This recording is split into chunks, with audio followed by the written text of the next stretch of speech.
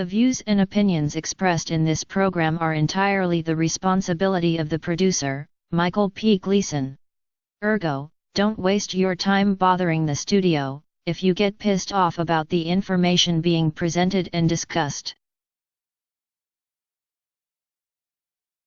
This installment of the Ninth Floor will provide visual images of the criminals who attempted to perpetrate a fraud, for monetary gain, on the city of Chicago, by falsely accusing me, and using a 4-year-old, Latino female child, to pretend to be the victim of a sex crime that never took place.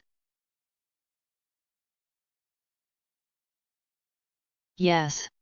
Parents should watch this program with their children so as to better protect them from the criminals who work at Chicago Public Schools Office of Administrative Hearings, formerly Office of Employee Engagement.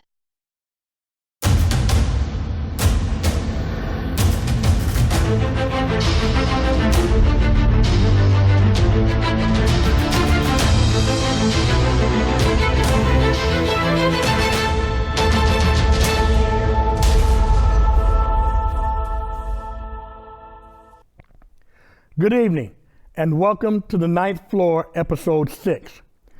This program is named for the ninth floor of 42 West Madison, Chicago Board of Education. The ninth floor is populated by a group of evil employees who exploit preschool children in order to defraud the city of Chicago out of money.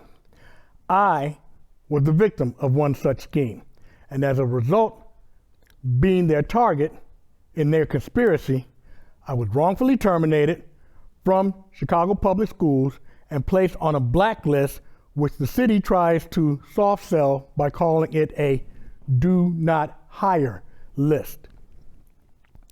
These shows will continue every month until I am fully restored as a Chicago public school teacher. Dear Mayor Johnson, congratulations on being elected mayor of Chicago. You are the right person for this job. And with you in office, I feel a new level of confidence that I will finally receive justice after a 12-year fight. By the time this program goes on the air here at CAN TV, as well as other local networks, your press secretary, Mr. Ronnie Reese, will have received this package. In it is a 21-page dissertation that contains the actual documents of the charges against me. The DCFS report stating that the charges against me are unfounded, and a whole cornucopia of physical evidence and legal documents that make it obvious to any garden variety idiot that I am innocent of all charges and specifications. It also contains the QR code that you see at the bottom of the screen, which gives you access to all of my YouTube sites containing all episodes numbers 1 through 4. In the year 2012, you remember that, Mr. Johnson? Then Chicago Public Schools CEO and HNIC, Dr. Barbara Byrd Bennett, was busy stealing $22 million from Chicago Public Schools. She was eventually caught, tried, and found guilty of a number of crimes, and subsequently spent 4 years in prison for her crimes. At the same time, a group of CPS employees and a broke, desperate parent of a 4-year-old Latino female child decided that I would serve as the perfect mark in a plot to steal money from CPS. That you are a busy man, Mr. Mayor, rather than complete a whole new separate episode, we're going to do what we call in the industry a clip show. I'll explain the topic, then play clips from previous episodes. This way, I focus on the most important points of each aspect of this case. This is much easier than asking you to watch 4 other episodes.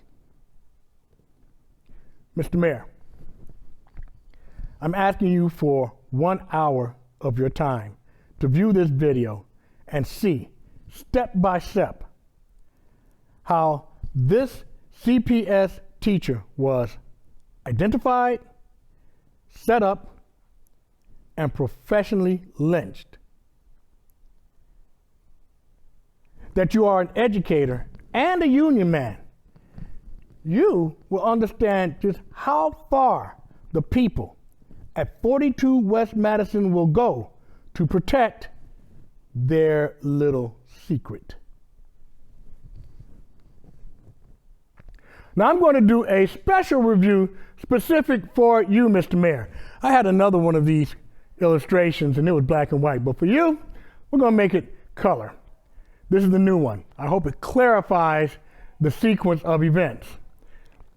I was a day-to-day substitute and I was called to work at Von Humboldt Family Center preschool. Now, this is interesting. The week prior to, I was working at another school, and they kept calling me almost daily, asking me to come to work. But I was already working at another school. Finally, the next week, I said, okay, I'm available. I will come in to work.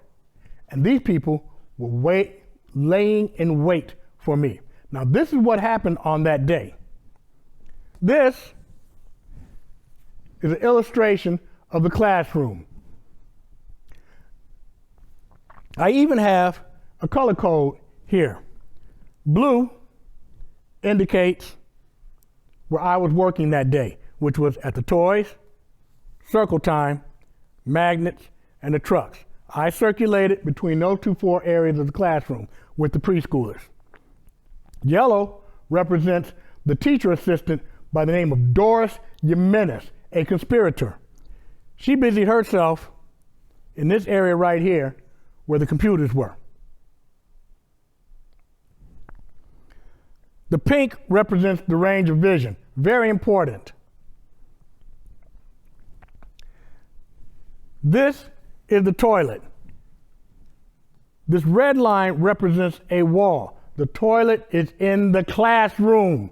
Very important to understand it. The toilet is in the classroom. And to enter the toilet, a person must enter and then make a left turn.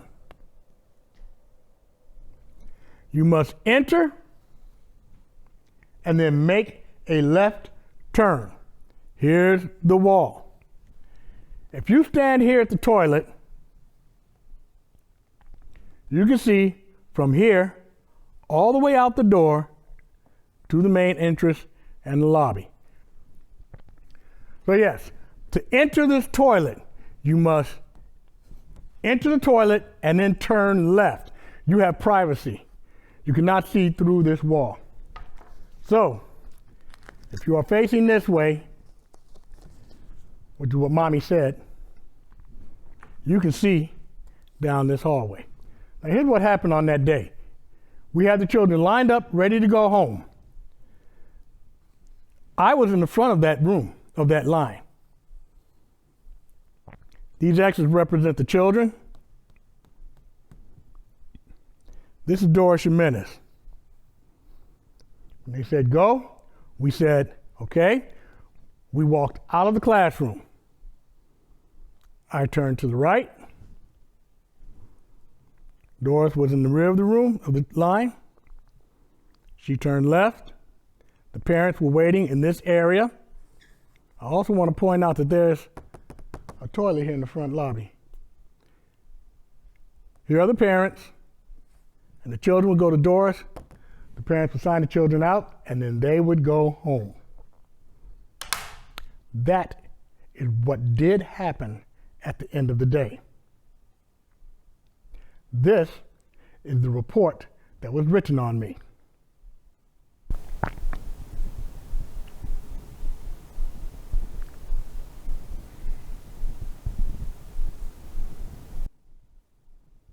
Investigative Memorandum. File number 5714. Chicago Public Schools did not conduct their own investigation. CPS contracted a detective agency called Fact Finders Group Incorporated, located at 4747 Lincoln Highway, Madison, Illinois. Phone number 708-283-4200. Subject, Michael P. Gleason. Type of incident, sexual harassment.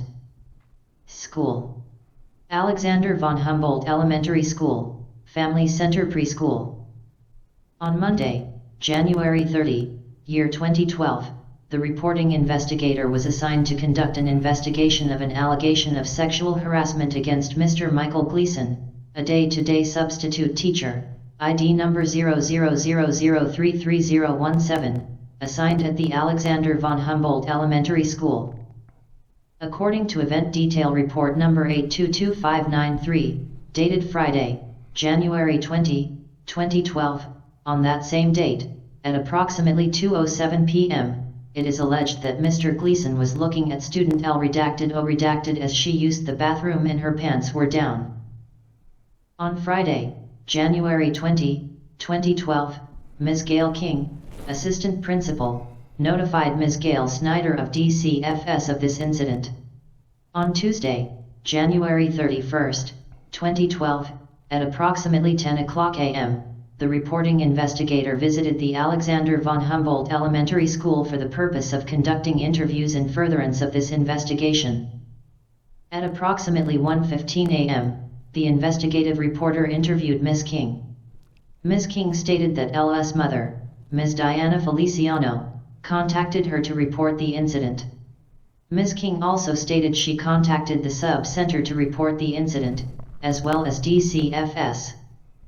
At approximately 5:00 p.m., the reporting investigator interviewed Mr. Gleason, via telephone at phone number redacted. Mr. Gleason stated that he cannot recall how close he was standing near the bathroom as L redacted used the bathroom. Mr. Gleason also stated that the curtain in the bathroom had fallen multiple times throughout the day and cannot recall if the curtain was on the ground while L redacted used the bathroom. Mr. Gleason stated he never peeked inside the bathroom when L redacted was using it. On Wednesday, February 8, 2012, at approximately 11:45 a.m., the reporting investigator interviewed Ms. Feliciano at the Alexander von Humboldt Elementary School. Ms. Feliciano stated that on January 20, 2012, she arrived at the school, at approximately 2:00 p.m. to pick up L redacted. Ms. Feliciano stated that upon entering the school, she did not see L redacted with the other students in the front lobby area of the school, as the rest of the students were being dismissed. Ms. Feliciano explained that Ms. Doris Jimenez, classroom assistant, told her L redacted was still in the classroom because she needed to use the bathroom, which was located inside the classroom. Ms. Feliciano stated that she walked into the classroom to find L redacted, inside the single-stall bathroom with her pants down and Mr. Gleason standing in the doorway of the bathroom, peeking through the hinge of the door and the frame. Ms. Feliciano stated she did not want to question L redacted in front of Mr. Gleason and make her feel uncomfortable. Upon arriving at their home, L redacted began to cry as she described Mr. Gleason watching her as she used the bathroom and how uncomfortable it made her feel. Ms. Feliciano also stated that when she walked into the classroom, there was no one else inside the classroom, other than L redacted who was on the toilet, and Mr. Gleason in the bathroom doorway. Ms. Feliciano further stated she was never contacted by DCFS for an interview with her or L redacted. At approximately 1:00 p.m., reporting investigator interviewed L redacted at the Alexander von Humboldt Elementary School. L redacted stated that on the date of the incident, she was preparing for dismissal from school when she needed to use the bathroom. L redacted stated that while using the bathroom, the curtain, which hangs for privacy, fell over and Mr. Gleason walked over, picked it up and stood at the bathroom door watching her as she sat with her pants down, and then she stood up to pull her pants up. L redacted added that she did not ask Mr. Gleason for help and that he did not touch her or say anything to her as she stood at the doorway watching her. L. Redacted also stated she attempted to close the door on Mr. Gleason, because she felt scared. The door, however, did not close all the way and Mr. Gleason continued to watch her through the gap between the hinge and the doorway. L. Redacted stated that Mr. Gleason did not walk away until her mother arrived and helped her finish in the bathroom. At approximately 2:00 p.m., the reporting investigator interviewed Ms. Jimenez at the Alexander von Humboldt Elementary School. Ms. Jimenez stated that on the date of the incident, the students were putting on their coats to prepare for dismissal and L. Redacted asked to use the bathroom. Ms. Jimenez stated she proceeded with the rest of the class out of the classroom and Mr. Gleason stayed behind with L. Redacted. Ms. Jimenez stated she did not notice where Mr. Gleason was standing when L. Redacted used the bathroom, and she did not see any inappropriate behavior from Mr. Gleason while he interacted with the students. Investigative findings. Credible evidence does exist to support the allegation that on Friday, January 20, 2012, Mr. Michael Gleason, a day-to-day substitute teacher, watched student L. Redacted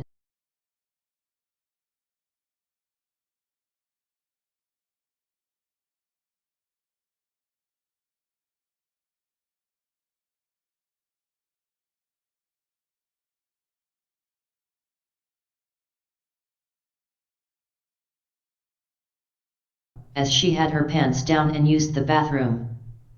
Notice how the bungling incompetent Nerlis Olivaria failed to redact the child's last name on page 3, paragraph 2. Because of the bungling incompetence of investigative reporter Nerlis Olivaria, and Fact Finders Group Incorporated, the child's name is now public knowledge. These people were entrusted and expected to conduct thorough, professional investigations, while maintaining the sanctity of the child's confidentiality. They fail in every category. This is the organization Chicago Public Schools contracted to investigate an allegation of sexual misconduct against a 4-year-old child. Michael Gleason is probably not the only person to be victimized by this shoddy, low-rent organization known as Fact Finders Group Incorporated, located in Madison, Illinois. Approved and reviewed by Fact Finder Group Incorporated CEO Kenneth M. Webb Sr. Also reviewed by some asshole's initials SS on March 8, 2012, and approved by another asshole whose signature can't be read, on March 8, 2012. File number 5714. Nerlis Olivaria. You are guilty of conspiring with others, namely parent Diana Feliciano, teacher assistant Doris Jimenez, and a Chicago Teachers Union representative who intentionally withheld this investigative memorandum for 11 days prior to Mr. Gleason's hearing. You and your conspirators used a 4-year-old child as bait, and the position of your office with Fact Finders Group Incorporated, located in Madison, Illinois, to implicate Mr. Michael P. Gleason, in a plot to embezzle monies from the Chicago Public Schools. The charge is Mr. Gleason, a day-to-day substitute teacher, intentionally watched a 4-year-old child as her pants were down, female child, and her pants were down. This is ridiculous. For starters, I'm gay. I don't look at females. I don't look at them on the toilet. I do not look at them off the toilet. I do not look at them with a fox. I do not look at them in a box. I do not look at females. And told these people, these investigators, the same, and I put it in writing. To wit. This is the outing coming out of the closet statement that was sent to adjudicator Tom Krieger, who was the Assistant Director of Employee Engagement. To Mr. Krieger, I also sent it to my union representative. Krieger, I have read and reread the document of the initial charges. There are perjury statements and outright lies, to wit. 1. I am gay. I have no more interest in the female form than I have in becoming a monk. 2. The questions I answered in my phone interview are not even relative to the events as described in this that I'm accused of, known as investigative memorandum. I was interviewed by by both Norellis Olivaria and DCFS. After the interview with DCFS, they concluded that these charges are unfounded. We have the evidence, we have the notice, and it was sent to Tom Krieger. This comes from the DCFS, Department of Children Family Services. This is what Tom Krieger, the adjudicator, had in his hands at the time he recommended my termination. Dear Mr. Gleason, you were previously notified that this department was investigating a report of suspected child abuse or neglect in fulfillment of its responsibilities under law. Listen carefully. After a thorough evaluation, we have determined the report to be unfounded. This means that credible evidence of child abuse or neglect has not been found. Let's go back to what actually happened in that report. According to this report, this is me, this is Mr. Gleason, supposedly standing here looking in the bathroom. This is when I had hair. That's the back of my head, according to her, looking through the hinge and the door. I'm looking through this hinge right here, watching this girl use the toilet. Now, according to them, mother comes walking down this hallway. She's walking down the hallway. I'm facing this way. That's why I made this pink, so you can see the field of vision. If I'm facing this direction, you can see anybody coming down the hallway. But according to Norellis Olivaria, I keep looking. Oh, yeah. Oh, I got to see this girl use the toilet.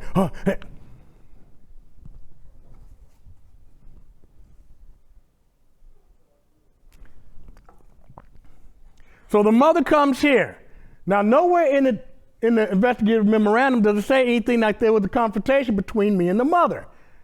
So the mother comes here, and I'm standing here, looking in there. So does the mother, do I say, oh, excuse me, pardon me for looking at your daughter while she's using the toilet, and then I move over here, and then the mother comes? The mother cannot say whether or not the child's pants are up or down. If she's coming down here, and according to the investigative memorandum, play it back as many times as you need to, the mother said she came into the bathroom, saw Mr. Gleason looking at between the hinge, and her pants were down. Unless mother has x-ray vision, she cannot look through this wall.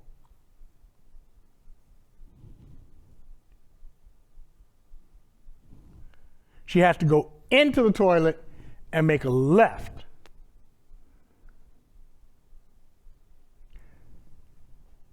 Now comes the part where the child says, I pulled my pants up. That's what it says. So let's find out, let's take a close examination of what is actually said. Mother stated that she walked into the classroom to find Elle inside the single-stall bathroom with her pants down and Mr. Gleason standing at the doorway of the bathroom, peeking through the hinge of the door and the frame. Mom says pants are down. So, we're going to do it just like they do in the psychiatrist's office. Okay? She said she walked in there and the child's pants were down. Down go the pants. Now, we're going to drop down to paragraph 6. This is the child's testimony. On the date of the incident, she was praying for dismissal. She needed to use the bathroom. Stated while using the bathroom, the curtain which hangs for privacy fell over and Mr. Gleason walked over, picked it up, and stood in the bathroom watching her as she sat with her pants down, and then she stood up to pull her pants up. So, according to the daughter, up go the pants. That's the daughter's testimony. The daughter said she pulled up her pants. Mother says she walks in here First of all, how can you see past this wall and tell if the daughter's pants are up or down? That's interesting. Here's the daughter in here. She walks in and she sees Mr. Gleason looking through the stall. So does she walk around me and then come around here? And where did Mr. Gleason go? Mother said the child's pants were down. But you just heard me read. 2 paragraphs later, the child says, I pulled my pants up.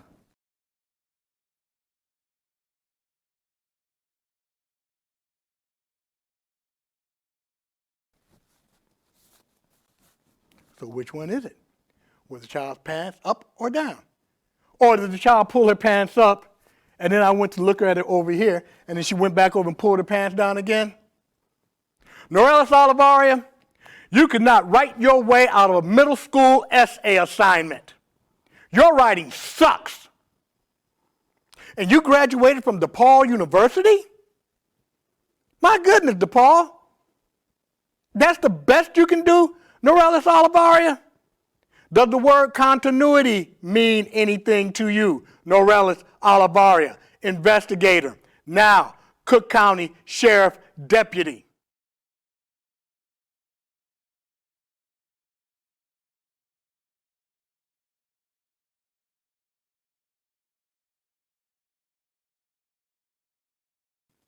Now this is very important. How do you catch a spy? You're engaged in warfare, and every time you try to make a move, the enemy's waiting for you. That means somewhere in your organization or somewhere in your army is a spy who's giving information to the enemy. How do you catch that spy? You probably already know the answer. They do it on detective shows all the time. You give that spy, your suspect, one specific piece of information. And if that information comes up again, you have your spy. Now this is what I told Norellis Olivaria. I don't know how close I was to the door when children use the bathroom. However, there were several times throughout the day when children knocked down the privacy curtain. The privacy curtain hangs in the doorway. All right, Norellis, let me explain to you how to do this. Investigator, FFGI investigator, now Cook County Sheriff investigator. Let me explain to you how you make an objective report. When asked, then you state the question. Notice that there's quotation marks. So we know that you asked that question. When asked, state the question. Mr. Gleason stated, and you write every word we say, word for word. When asked, how close were you standing to the door as L used the toilet? Mr. Gleason stated, I don't know who L is. Who is L? When are you talking about? But you didn't do this. And I actually wonder if you were under the influence as you were writing this, because it is so sloppy and so incoherent and unprofessional. A little while ago, I asked you, how do you catch a spy? You give them one piece of information that you do not give to anybody else. I volunteered that information when you asked me how close was I standing to the doors. Children, plural, use the bathroom. I told you I don't know, so that's a half-truth. And then I explained that there were times when children knocked down the curtain and I helped them pick it up. Then you, Norellis, took the information that I gave you about the curtain falling and you put it in the mouth of that 4-year-old child. You are busted, Norellis Olivaria. I volunteered that information about curtains falling. And then you take it and said, okay, okay. And you kept repeating it throughout this. I never told anybody else anything about a falling curtain. The child was not in that room. That child did not stay behind to use the bathroom. I did not stay behind to escort her to the bathroom, and no parent came in there. Yet, how did the child know to say the curtain fall down? It was you, Norellis. Sheriff Tom Dart, you have a copy of this show. You have a copy of this program. Mayor Lori Lightfoot, you have a copy of this program. I was selected. I was lynched